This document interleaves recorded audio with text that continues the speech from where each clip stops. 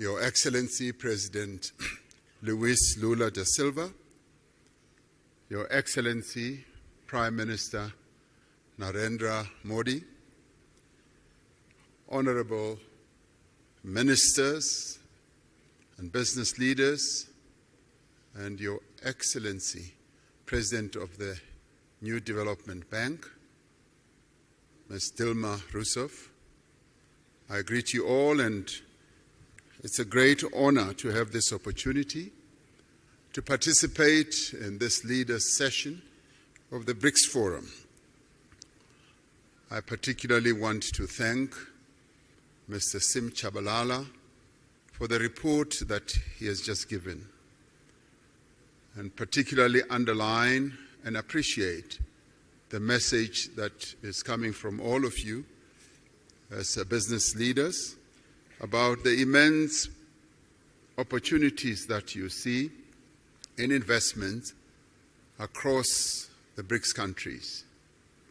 The BRICS group of countries exists not only to strengthen government-to-government relations, but also to forge stronger ties between the peoples of our 5 nations. It is for this reason that several bodies have been established since BRICS was formed to enable cooperation across society, be it in business, be it in political parties, be it in the social sector, and also in the sporting sector. The BRICS Business Council is a vital and vibrant platform for strengthening economic ties between our respective countries and in forging common perspectives on inclusive economic growth and development, as we have heard from the report that has just been tabled by Mr. Tshabalala. The changes that have taken place in BRICS economies over the past decade have done much to transform the shape of the global economy.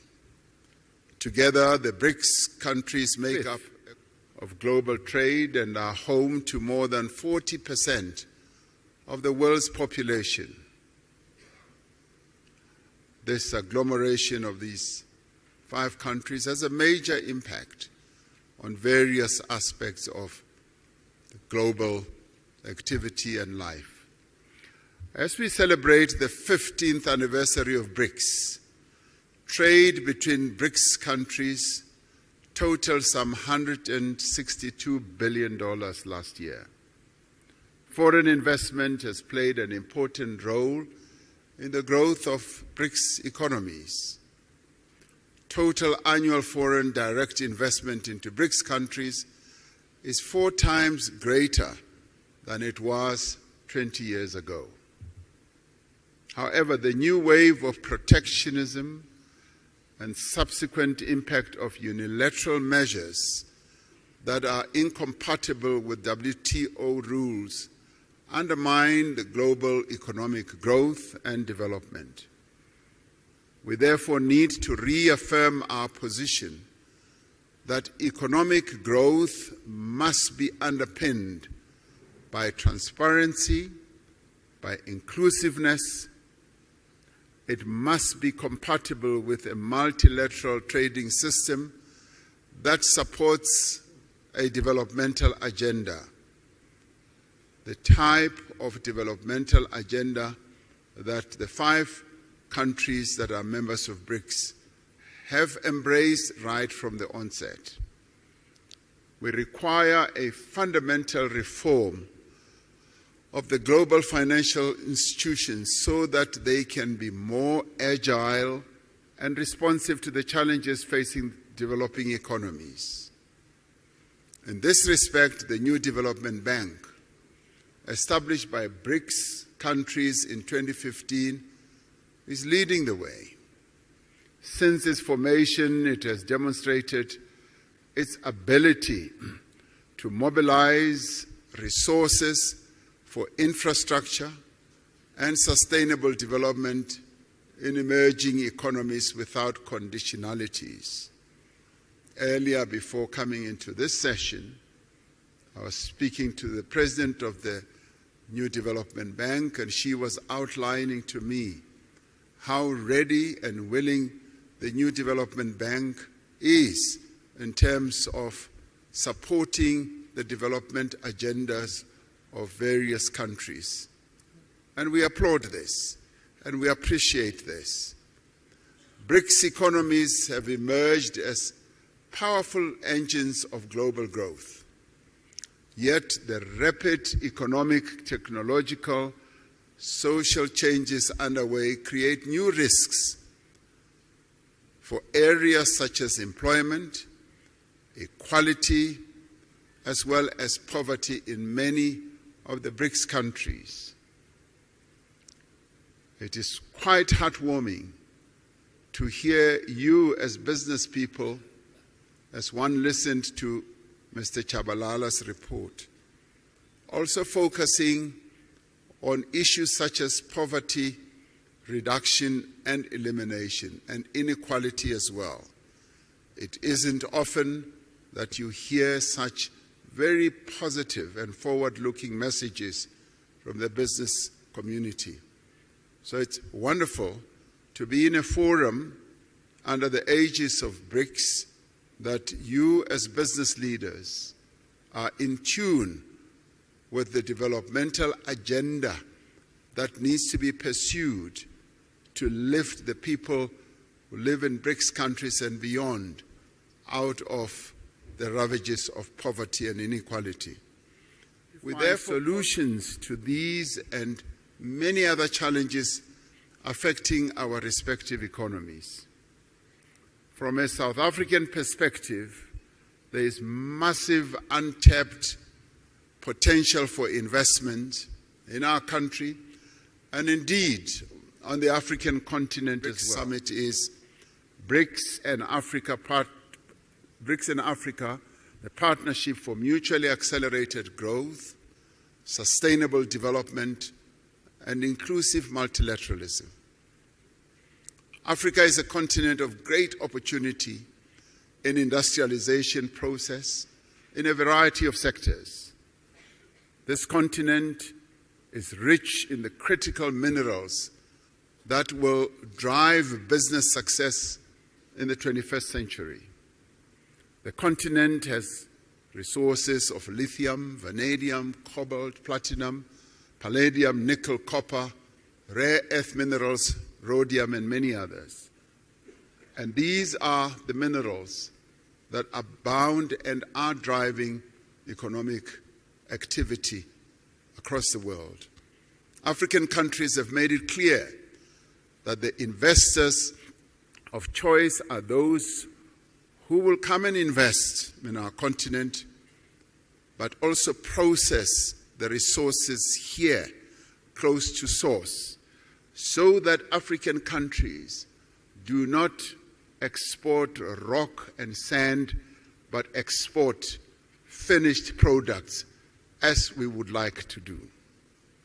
We are developing stronger regional value chains that will connect a number of African countries, providing investors with diversity, with strength, as well as with resilience. The African Continental Free Trade Area creates a single market that is expected to grow to 1.7 billion people and nearly $7 trillion in consumer and business spending by 2030. The success of the African Continental Free Trade Area will require a massive investment in infrastructure. We need to mobilize the substantial financing that is needed to build the roads, the ports, the rail, energy and telecommunications network that will enable industrialization and trade. It is also pleasing to hear that you as the business community, you also see this area as opportunities that you can invest in. Growth in African economies will be driven in the main by small and medium enterprises, This requires focused as well as effective support to these businesses. It is important that specific financing be directed also to women-owned businesses so that they can harness the benefits of the continental free trade area. And we in Africa, as we seek to grow and develop, we are focusing on the empowerment of the women of our continent who have been held back through the years of colonialism, and in our case, through the years of apartheid, through protocols and laws. And we are saying we need to free the women of our continent so that they can trade, so that they can be in business and grow the economies of our various countries. Africa has a young, digitally connected and urbanizing population, a population which provides a stable workforce for companies in the future. The investment in skills development is continuing to grow. These factors all position Africa as the next frontier of productivity and growth. The BRICS countries have an opportunity to contribute to and participate in Africa's growth story. This can be achieved through greater cooperation in areas such as infrastructure, agriculture, manufacturing, new energy, and the digital economy. I was pleased to hear that these are also areas that you as business people are focusing on. South Africa has an important position in growing the African market, facilitated by the Africa Continental Free Trade Area and other free trade agreements. South Africa's industrial strength, our mineral endowments, and our large market opportunities provides a compelling value proposition for companies wanting to establish their businesses here. South Africa has significant industrial capacity, with Africa's most advanced industrial innovation and fabrication base. Firms that have invested here recognize that Africa has deep local capital markets and strong financial systems. We have a diverse and sophisticated economy, and this country possesses world-class infrastructure, skills, abundant natural resources, industrial clusters, and a host of incentives to support investment.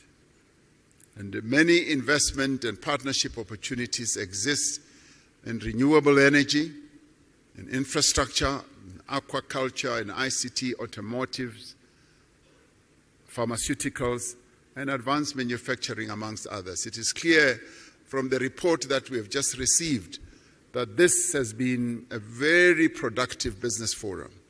And I'd like, as I end, to commend the BRICS Business Council, the respective ministers from the BRICS countries and officials, and all business leaders who have made a meaningful contribution for the success of this business forum, and to have all of you, almost 1,500, I'm told, to have this. Your participation in this BRICS Business Forum will yield the productive outcomes that are required for us to catapult BRICS economies towards more equitable and accelerated growth.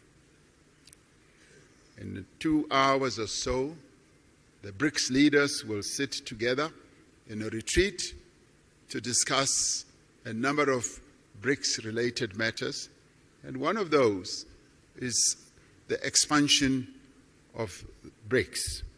A number of countries, some of which are represented here, are seeking to be part of this BRICS family.